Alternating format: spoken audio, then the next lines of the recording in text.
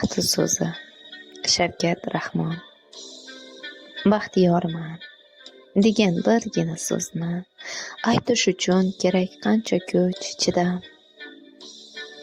Garchi baxt so'zlarning eng yoqimligi, garchi tursa hamki tilning uchida. Og'ir botmasmikin bu so'z kimgadir?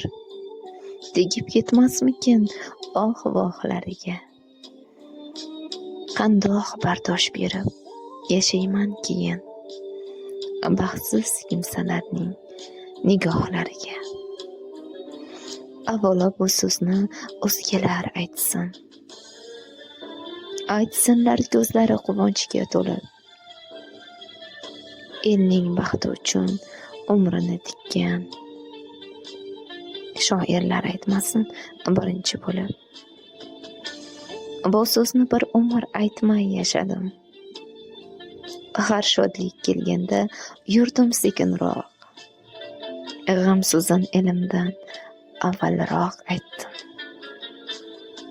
Baxt so'zini aytaman eldan keyinroq.